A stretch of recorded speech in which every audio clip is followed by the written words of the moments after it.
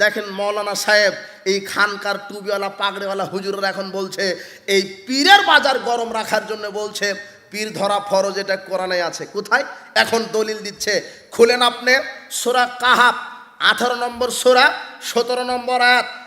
পীর সাহেব বলছেন মা ইয়াহদিল্লাহ ফাহুয়াল মুহতাদ, আল্লাহ যাকে হেদায়েত দিলেন সে হেদায়েত প্রাপ্ত হলো। ওয়া মা ইউদলিল ফালাং তাজিদা লাহু ওয়ালিয়াম মুরশিদা, আর যে ব্যক্তি পথভ্রষ্ট তার কোনো মুর্শিদ নাই। কাজেই যে পথভ্রষ্ট, যে জান্নাতে যেতে চাই, সে যেন মুর্শিদের গোলাম হয়। এই যে দেখেন মুর্শিদ, এদেশের যারা পীরের মুরিদ তারা পীরকে কি বলে? মুর্শিদ। মুর্শিদ মানে হেদায়েত দাতা, যিনি হেদায়েত দিতে পারেন। এই ভণ্ড পীর সাহেব, আপনাকে বলছি, এই উপমহাদেশের যত পীরের মুরিদ আছে আপনাদেরকে বলছি, কান খাড়া করে শোনেন, পীরের বাপেরও ক্ষমতা নাই মানুষকে হেদায়েত দেওয়ার জন্য। পৃথিবীতে কোনো নবীর ক্ষমতা ছিল না মানুষকে হেদায়েত দেওয়ার জন্য। সে জায়গাতে তোমার এই মরা এই ভণ্ড পীর কি করে মানুষকে হেদায়েত দিতে পারে? পৃথিবীতে কোনো নবীর ক্ষমতা নেই। ইব্রাহিম আলাইহিস সালাম তার বাপকে হেদায়েত দিতে পারেনি, নূহ আলাইহিস সালাম তার ছেলেকে হেদায়েত দিতে পারেনি। রাসূল সাল্লাল্লাহু আলাইহি ওয়াসাল্লাম তার চাচা আবু তালেব মরার সময় বলছেন, চাচা ই আম্মি কুল আশহাদু আল্লা লা ইলাহা ইল্লাল্লাহ, হে আমার চাচা আপনি শুধু একবার বলেন লা ইলাহা ইল্লাল্লাহ, আমি আপনার ব্যাপারে সুপারিশ করব। তখন আল্লাহ বলছেন, মুহাম্মদ ইন্নাকা লাহা তাহদি মান আহবাবতা, হে মুহাম্মদ তুমি তোমার চাচাকে ভালোবাসো বলেই হেদায়েত দিতে পারবা, তোমার হেদায়েত দেওয়ার ক্ষমতা নেই।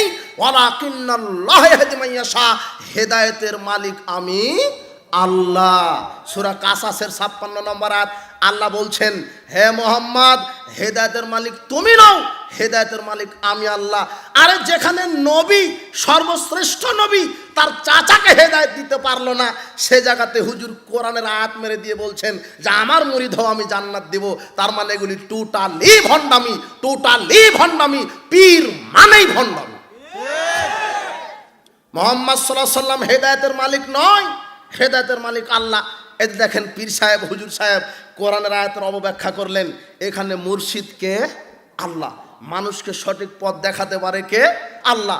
ইহদিনাস সিরাতাল মুস্তাকিম, আমরা কার কাছে পথ চাই? আল্লাহ। আল্লাহ আমাদেরকে সঠিক পথ দেখান, আল্লাহ আমাকে সঠিক পথ দেখান, আমাদেরকে হেদায়েত দিতে পারে আল্লাহ। মুর্শিদ আল্লাহ। কোনো হেদায়েতের ক্ষমতা কোনো মানুষকে দেওয়া হয়নি। তার মানে এই আয়াতের ভুল ব্যাখ্যা করে ভুল শ্রোতাদেরকে বুঝিয়ে এই মুরিদদেরকে এরা বক্তব্য দিয়ে কোথায় নিয়ে যাচ্ছে? জাহান্নাম। বুঝলেন? কোরআন থেকে কি দিল হুজুর? পীর ধরা কি ফরজ। এবারে কোরআন থেকে এই শোনো, তোমার হুজুর কোরআন থেকে দলিল দিচ্ছে যে মুহাম্মাদি আল্লাহ। কোরআনে আছে, হুজুর বক্তব্য দিচ্ছে। হুজুর বলছে কি সুন্দরভাবে উর্দুতে শের পড়ে, হজ মুস্তাবি আরশ খোদাহকার উতার পাড়া হয় মাদিনা মে মুস্তফা কর, আরশের অধিপতি আল্লাহ ছিলেন যিনি মুস্তফা হয়ে মদিনায় তিনি অবতীর্ণ হলেন। আরশে গেলে আল্লাহ হয়, আর জমিনে আসলে তাই নাকি মুহাম্মদ হয়। কোথায়? মুহাম্মদ হলো মাখলুক আর আল্লাহ হলেন খালেক, তিনি সৃষ্টিকর্তা। আর মুহাম্মদ সৃষ্টি, এরা একাকার করে দিয়েছে। শোনো, তোমার হুজুর, তোমার এই পাগড়িওয়ালা খানকা টুপিওয়ালা হুজুর খানকার এই শিরকের এই শিখন্ডি ফ্যাক্টরির মালিক, এই শিরকের ফ্যাক্টরির মালিকেরা দেখো কোরআন থেকে দলিল দিচ্ছে মুহাম্মাদি আল্লাহ। কিভাবে? সূরা আনফাল খোলেন 8 নম্বর সূরা 17 নম্বর আয়াত।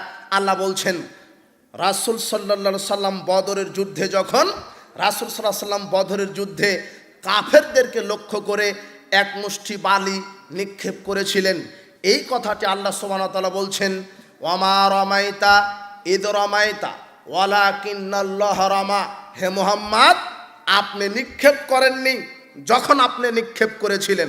ওয়ামা রামাইতা, আপনি নিক্ষেপ করেননি, ইদ রামাইতা, যখন আপনি নিক্ষেপ করেছিলেন। ওয়ালাকিন্নাল্লাহ রামা, আমি আল্লাহ নিক্ষেপ করেছি।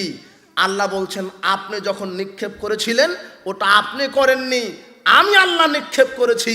মানে মুহাম্মাদি নিক্ষেপ করেছে, মানে আমি আল্লাহ নিক্ষেপ করেছি, এই জন্য মুহাম্মাদি আল্লাহ। কিন্তু এই আয়াতের বুঝ কাদের মতো নিতে হবে? সাহাবাদের মতো করে।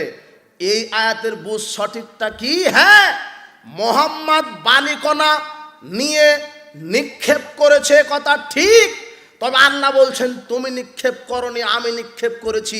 এর সঠিক বুঝ ব্যাখ্যাটা কি? মুহাম্মদ সাল্লাল্লাহু আলাইহি ওয়াসাল্লাম শুধু বালিকণা ছেড়ে দিয়েছেন, আর সমস্ত বালিকণা সমস্ত কাফেরদের চোখে পৌঁছে দিয়েছেন কে? আল্লাহ। এটা হলো সঠিক বুঝ। আর খানকার পাগড়িওয়ালা শয়তান বলছে যে মুহাম্মাদই আল্লাহ। নেন এবার দলিল কোরআন থেকেই দিল। এবার দেখা আবার বলছে যে পীর ধরা ফরজ, যার পীর নাই তার পীর শয়তান। এটাও কোরআনে আছে। কোথায়? সূরা মায়েদা খুলেন 5 নম্বর সূরা 35 নম্বর আয়াত। আল্লাহ বলছেন ইয়া আইয়ুহাল্লাযীনা আমানু তাকুল্লাহ, হে বিশ্বাসীগণ তোমরা আল্লাহকে ভয় করো, ওয়াবতাগু ইলাইহিল ওয়াসিলা, আর ওয়াসিলা তালাশ করো, মানে পীর ধরো। ওয়াসিলা মানে কি বুঝেছে তোমার হুজুর? পীর। ওয়াসিলা মানে খানকার পাগড়িওয়ালা শয়তান কি বুঝেছে? পীর। তো এই আয়াত বুঝতে হবে পীরের মতো করে, না রাসূল সাল্লাল্লাহু আলাইহি ওয়াসাল্লাম সাহাবায়ে কেরাম যেটা। দেখেন কোরআন দিয়েই শ্রোতাকে পথভ্রষ্ট করছে। আল্লাহ বলছেন কোরআন পড়েই মানুষ পথভ্রষ্ট হবে, কোরআন পড়েই হেদায়েত পাবে। তো কোরআন আমার মতো করে বুঝলে হবে না, কোরআন বুঝতে হবে সাহাবাদের মতো করে। বুঝেননি কথা? হুজুর নিজে বলছেন ওয়াবতাগু ইলাইহিল ওয়াসিলা, তোমরা ওয়াসিলা তালাশ করো আল্লাহ বলছেন। আর হুজুর ফতোয়া মারা দিলেন ওসিলা মানে পীর ধরো। এই ওসিলা মানে কি? এখন আপনি খুলেন বুখারী 2217 নম্বর হাদিস। ইসলামের 3 ধরনের ওয়াসিলা বৈধ। এক, আল্লাহর সুন্দরতম নাম, নাম ধরে আল্লাহকে ডাকতে হয়। আল্লাহ বলছেন ওয়ালিল্লাহিল আসমাউল হুসনা ফাদউহু বিহা, আল্লাহর অনেক সুন্দর নাম আছে, সেই নাম ধরে ধরে আল্লাহর কাছে দোয়া করো। আল্লাহর নামের উসিলায় আল্লাহকে ডাকতে হবে। 2, ঈমান এবং আমলের উসিলাই। উসিলা মানে ঈমান এবং আমল, উসিলা মানে পীরের গোলামি করা নয়। এটাই হলো সাহাবাদের বুঝ। উসিলা মানে ঈমান এবং আমল, আল্লাহর সুন্দরতম নাম। ওসিলা মানে ঈমান এবং আমল। 2217 নম্বর হাদিস সহিহ বুখারী। ইব্রাহিম আলাইহিস সালাম যখন তার স্ত্রী সারাকে নিয়ে যখন মিশরে ঢুকলেন, মিশরের স্বৈরাচারী বদমেজাজি শাসক ফেরাউন, মিশরের শাসকের উপাধি হলো ফেরাউন। ফেরাউন কোনো ব্যক্তির নাম নয়। মিশরের শাসক বলছে যে ইব্রাহিমের স্ত্রীকে অপহরণ করে নিয়ে আসো। ইব্রাহিমের স্ত্রী সারাকে নিয়ে আসা হলো। তখন মিশরের শাসক সারাকে ভোগ করার জন্য তাকে ধরতে যাচ্ছে। এমন সময়তে সারা বলছে শোনেন, আমাকে ওযু করতে দেন, 2 রাকাত সালাত আদায় করতে দেন, তারপরে যা করার করেন। সারা ওযু করলেন, 2 রাকাত সালাত আদায় করলেন। করার পরে আল্লাহকে বলছেন আল্লাহুম্মা, হে আল্লাহ, ইন কুনতু আমানতু বিকা ওয়া বিরাসূলিকা ওয়া সানতু ফারজি ইল্লা লাযাউজি ফালা তুসাল্লিত আলাইয়া হাদাল কাফির। প্রতিপালক, আমি যদি তোমার উপরে ঈমান আনি আর তোমার নবীর উপরে যদি বিশ্বাস করি, আর আমার সতীত্ব যদি ইব্রাহিমের, আমার সতীত্ব যদি স্বামী ছাড়া কাউকে ভোগ করতে না দিই, এই 3টা কথা যদি সঠিক হয়, আল্লাহ তোমার প্রতি ঈমান, তোমার নবী ইব্রাহিমের প্রতি ঈমান, আর আমার সতীত্ব আমার স্বামী ছাড়া কাউকে যদি ভোগ করতে না দিই, এই 3টা কথা যদি সঠিক হয়, ফালা তুসাল্লাত আলাইয়া হাদাল কাফির, তাহলে তুমি এই কাফেরকে আমার উপরে বিজয় করো না। এই দোয়া করতে দেরি স্বৈরাচারী শাসক মাটিতে বেহুশ হয়ে পড়তে দেরি হয়নি। এতে দেখেন বাঁচিয়ে দিলেন। কই সারা কি বলেছে ইয়া গাউসুল আজম সাইয়ান লিল্লাহ, হে পীর সাহেব আমাকে রক্ষা করো?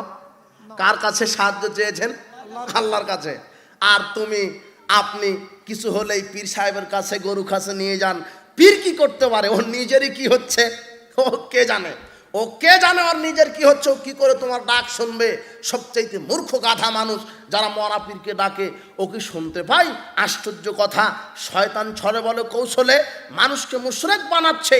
সারা পৃথিবীর সব পীর একত্রিত হয়েও একটা মানুষের অনুপরিমাণ কল্যাণ অকল্যাণ করতে পারবে না, যতক্ষণ না আল্লাহ আপনার কল্যাণ অকল্যাণ লিখে না রাখবে। পীরের বাপের ক্ষমতা নেই। আমি যা চাইবো আল্লাহর কাছে, আমি সাহায্য চাইবো আল্লাহর কাছে। ইয়্যাকা না'বুদু ওয়া ইয়্যাকা নাস্তাঈন, আমরা একমাত্র তোমারই গোলামি করি, তোমারই কাছে সাহায্য চাই। এই আয়াত থাকতে পৃথিবীর কোনো মানুষ পীরের কাছে যেতে পারে না। সঠিক সরল রাস্তা আল্লাহ বলে দিয়েছেন। বলছিলাম যেই দেশের পাগড়িওয়ালা খানকার হুজুরেরা কোরআনকে অপব্যাখ্যা করছে, এরাই হলো মূর্খ দায়ী, পথভ্রষ্ট দায়ী।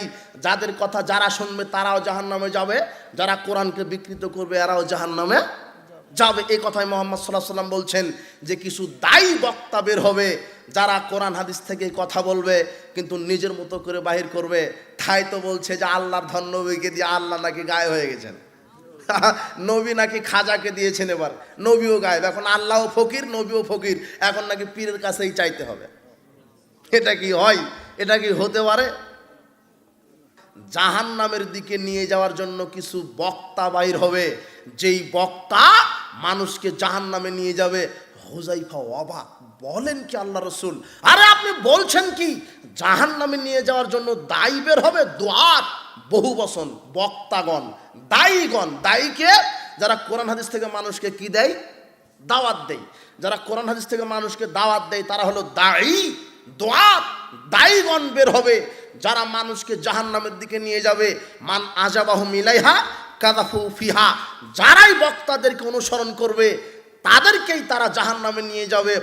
তখন হুযায়ফা বলছেন, আল্লাহর নবী সিফহুম লানা, আচ্ছা তাদের পরিচয় বলেন তো, তারা কেমন বক্তা হবে, তারা কেমন মাওলানা হবে, তারা কেমন দায়ী হবে, একটু পরিচয় বলেন তো। দেখেন হাদিসটা একেবারে স্পষ্ট, বুখারীর 3606 নম্বর হাদিস। রাসূল সাল্লাল্লাহু বলছেন মানুষকে জাহান্নামের দিকে নিয়ে যাবে বক্তাগণ, আলেমগণ, দায়ীগণ। তখন হুযায়ফা বলছেন, আচ্ছা বলেন তো দেখি কেমন বক্তা, কেমন দায়ী যারা মানুষকে বক্তব্য দিয়ে জাহান্নামে নিয়ে যাবে। তখন রাসূল সাল্লাল্লাহু বলছেন, হুম মিন জিলদাতিনা, তারা হবে মুসলমান, ইয়াতাকাল্লামুনা বিআলসিনাতিনা, তারা কোরআন হাদিস থেকেই কথা বলবে, তারা কোরআন হাদিস থেকেই কথা বলবে। তাদের কথা যারা শুনবে তারাও জাহান্নামে যাবে, আর যে কথা বলছে দায়ী আলেম সেও জাহান্নামে যাবে। এখন কথা স্পষ্ট হয়ে গেল কি ব্যাপার? মাওলানা সাহেব তো কোরআন হাদিস থেকেই কথা বলবে, তারপরেও কি মানুষ ওই মাওলানার কথা শুনে জাহান্নামে যাবে? জি, রাসূল সাল্লাল্লাহু আলাইহি ওয়াসাল্লাম বলছেন মাওলানা সাহেব কোরআন হাদিস থেকেই কথা বলবে, তারপরও কোরআন হাদিস থেকে কথা বলার পরেও ওই মাওলানার কথা যারা শুনবে মানবে তারা জাহান্নামে যাবে। তাহলে মাওলানা সাহেব কিভাবে কথা বলবে? মাওলানা সাহেব কোরআন হাদিস থেকে বলবে ঠিক আছে, কিন্তু কোরআন হাদিসের ব্যাখ্যা দিবে নিজের মতো করে। কোরআন হাদিসের ব্যাখ্যা দিবে কার মতো করে? নিজের মতো করে। অথচ কোরআন হাদিসের ব্যাখ্যা দিতে হবে সাহাবাদের মতো করে। সাহাবারা যেইভাবে যেই আয়াত বুঝেছেন ওইভাবে ওই আয়াত বুঝতে হবে, মানতে হবে। কিন্তু বর্তমান বিশ্বে মুসলিমদের অবস্থা এত অধপতন কেন? মাওলানা সাহেব নিজের মতো করে কোরআন বোঝাচ্ছে। আপনাকে কয়েকটা দেখাই যে নিজের মতো করে কোরআনের বিকৃত অর্থ নিচ্ছে কিভাবে, দেখেন। আরে পীর ধরা ফরজ, মাওলানা সাহেব বলছে পীর ধরা ফরজ, এটা কোরআনে আছে, কোরআনে আছে। আল্লাহ সুবহানাহু ওয়া তাআলা বলছেন সূরা বাকারা 2 নম্বর সূরা 26 নম্বর আয়াত, আল্লাহ বলছেন ইউদিল্লু বিহি কাসীরা ওয়া ইয়াহদি বিহি কাসীরা। শোনো পৃথিবীর মানুষ, এই কোরআন পড়েই মানুষ হেদায়েত পাবে, এই কোরআন পড়েই মানুষ পথভ্রষ্ট হবে। বলেন তো, কোরআন তো হেদায়েতের জন্য এসেছে, কিন্তু কোরআন পড়ে মানুষ কিভাবে আবার পথভ্রষ্ট হয়? তার মানে কোরআন পড়বে ঠিক, কিন্তু ব্যাখ্যা বিকৃত করবে নিজের মতো করে। কোরআন পড়বে ঠিক, কিন্তু বুঝতা নিবেন শয়তানের মতো করে, রাসূল সাল্লাল্লাহু আলাইহি ওয়াসাল্লাম সাহাবাদের মতো করে নয়। আল্লাহ সুবহানাহু ওয়া তাআলা বলছেন এই কোরআন পড়েই মানুষ হেদায়েত পাবে, হেদায়েত প্রাপ্ত হবে। এই কোরআন পড়েই মানুষ পথভ্রষ্ট হবে।